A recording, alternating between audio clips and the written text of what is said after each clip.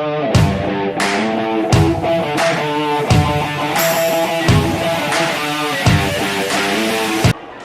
means everything to me. It's been my whole life. I've played semi-pro. I've gotten a full scholarship ride to University of Central Florida in Orlando, and now I get to give back. I get to give back to the players my knowledge, a combination of my knowledge, my life experiences, both on and off the field, and I get to share that with them. I get to mold student athletes, help them prepare for life, both on and off the field. I think what they learn as a student athlete, what they go through as a student athlete, the most difficult job, I believe, is a student athlete. That carries with them throughout their career, throughout life, and I just want to be a part of that to help them prepare for life, whatever path they may choose. And I want you can tell to the people who is studying this, why you want to be a coach, and all of this journey that you live being a coach. Well, I actually knew when I was 8. So my grandfather handed me a football when I was 8. So a lot of people don't start or know what they want to do at that young age. I knew I wanted to play or coach at the age of 8. So I checked out every book in the library as a 4th grader, 5th grader, 6th grader. I wrote book reports on football. I studied football. I watched football. When I got to high school, I signed up to be the equipment manager, the student manager. I was on the practice squad. So I just immersed myself in the game to where it became part of my life. And the rewards that I received was a lifelong friendships, lifelong bonds, memories way beyond the field. So I tell people now, when X's and O's, when the plays that you learned in high school, when the memory fades, what you remember is times on the bus rides to the games, the conversations you had at the cafeteria, the trips, the school trips, the bonding, and to this day, I'm still close with my high school teammates and my college teammates and my semi-pro teammates. I played semi-pro for the Connecticut Giants. It was an all-men's league, all-men's team. We were members of the United Football League, and I played 4 seasons for them. So it just creates a lifelong network of friends, and that's most rewarding.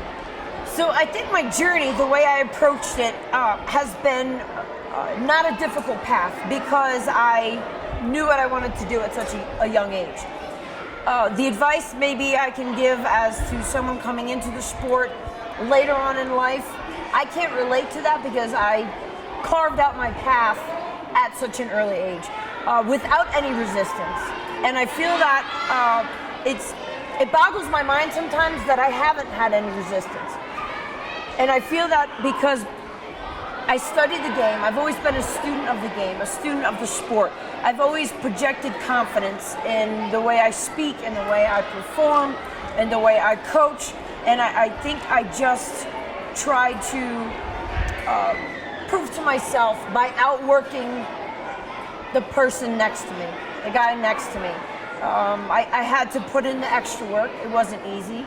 I had to study extra hard to make up for my lack of size and speed. So you make up for that on the field by putting yourself in a position to succeed. I have to admit, it's tough growing up. I would not like to grow up in this era. This is tough. It's tough from social media. It's tough growing up in this day and age. Back when I played, it didn't have social media. There were a lot fewer distractions. So I think the kids need to know that they need to know that they can turn to someone in times of need, in times of advice, when things go great and when things go not so great. Because the players spend more time with the coaches and with each other than they do with their families in season. So I think that bond has to be very strong, has to be the culture within the locker room. It has to be so strong that it carries outside the locker room, inside the community. Because you not only represent yourself, you represent your team, your university or your high school, and your community, and your family. That's a lot to put on a teenager's shoulders.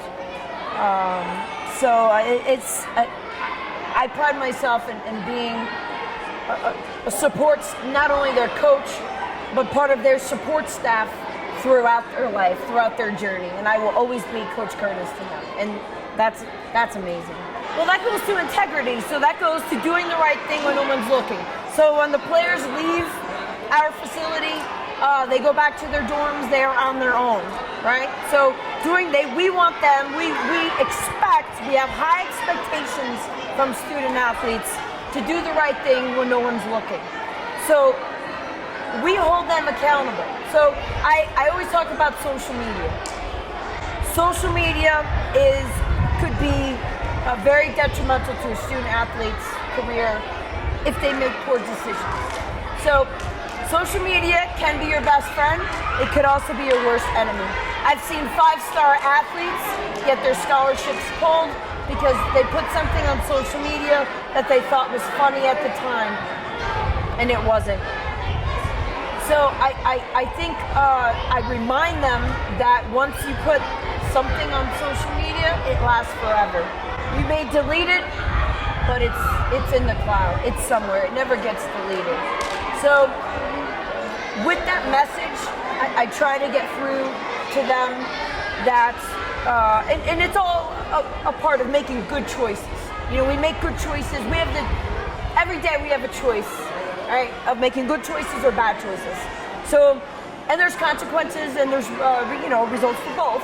So I always preach, make good choices. You talk about the social media. We know this is could be the worst or the better thing that we can have now in this life, but the boys and the girls are so worried because they don't have a lot of likes in a picture or something like that. What do you think about, and what is the advice for them for not get worried about it and get focused in something more bigger than that? I agree. Social media, and I didn't grow up with social media, and I thank God for that, because I just can't imagine sometimes. I walk around campus and all I see is this. I walk around New York City and all you see is this. Yeah, like they don't even look when you're crossing the street, and they're like this. So I really preach, put your phones down. Draw, what happened to draw a picture, pick up a hobby, or not so much during football season because there's no time, but take up photography in class, take a photography class as an elective, right? Appreciate your surroundings. Go ride a horse, go to the beach, put your feet in the sand, connect with the earth. Right? Appreciate, I grew up with horses. I grew up on a farm. I grew up on an island. I was responsible for the welfare of my horse. So I got up every day. I fed him, I cleaned him, I rode him. That was, that prepared me, actually, for the schedule of football, because it runs pretty much the same. It's a very, very large responsibility. But I do preach, put your phone down, call somebody. I don't want to text, call your mom. Don't text your mom, don't text your dad, call them. Hey mom, hey dad, I'm doing great, just to let you know. I just want to hear your voice, I just want to say I love you. Whatever happened to calling? Now it's a quick text, everything's very quick. And I talk about instant gratification, and I think that's where social media comes to play. It's instant gratification, the like. The like is instant. So I talk about instant gratification versus delayed gratification. So what you're doing now may not be gratifying at the moment. You may be going through, for example, football. It's a process. It's hard. But down the line is where it pays off. Looking back at your football career as a student athlete, that's the gratification. So that's what I call delayed gratification. So instant gratification is right here. And I think that is a very huge problem in society everywhere. Not just America, everywhere. Everywhere I go, consumed, right? Consumed. You go out to a restaurant and the kids, I was taught to sit there, right? You sit there politely. You eat a meal. You engage with adult conversations or you sit there quietly. I didn't have a phone, right? You don't need a phone. Look around. Be observant, right? Be observant. Coach Curtis, can you tell us about, there will be a lot of women that wants to be inside of the world of men, but they feel afraid or they feel insecure for getting. But what you can say about for make that dream come true? Okay, so I think it goes back to the blessing that I had when I knew at a young age what I wanted to do. Play, coach. Football was going to be my life. Football is not for everyone. So I think if you're entering, no matter what age, okay, or who you are, when you decide to enter the game of football, the sport of football, I think you have to ask yourself, do a reality check, is this for me? What am I physically able to perform at this level? Do I need to start at a lower level? Do I need to study the game? Do I need to, and I always encourage to be a student of the game first. Learn as much as you can. Every day I learn something new. Every day I learn something new, either from a player, a coach, another coach from another sport.